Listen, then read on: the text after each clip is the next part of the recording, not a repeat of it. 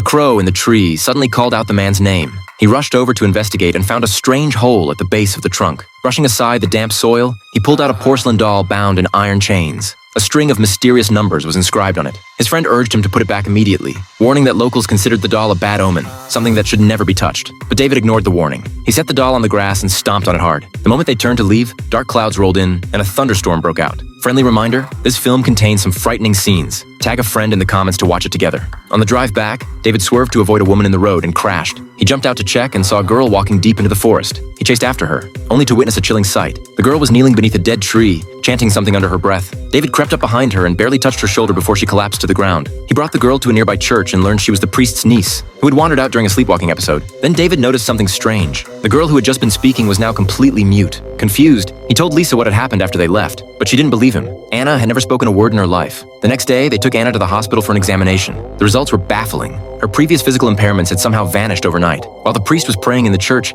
Anna suddenly heard a voice calling to her. She walked outside and found herself once again at the dead tree, murmuring to thin air. She claimed to have seen the Virgin Mary. Because Anna could now speak, the faithful believed her without question. They began to worship the dead tree as a new holy site. That night, David had a nightmare. The porcelain doll's face slowly cracked apart, and a monster emerged from the stream. He woke with a start and discovered black water seeping through the ceiling. At first, he assumed it was just a roof leak, but then even stranger things began happening in the village. The villagers erected a tent around the dead tree, planning a mass prayer gathering in 3 days. While inspecting the site, the priest stepped on something buried in the ground. Curious, he dug it up. It was the shattered porcelain doll. At that moment, a monster appeared beneath the dead tree. Just as it was about to attack the priest, someone pulled back the canvas covering, and he narrowly escaped. The next day, the priest visited an abandoned church. He noticed that rising smoke was being drawn into a crack in the stone wall. Reaching inside, he pulled out an ancient diary. One glance at its pages made his face turn pale with dread. In the distance, the monster watched him. Meanwhile, David encountered something equally disturbing. While walking by the river with Lisa, he suddenly spotted the ancient church from his dream. It seemed impossible.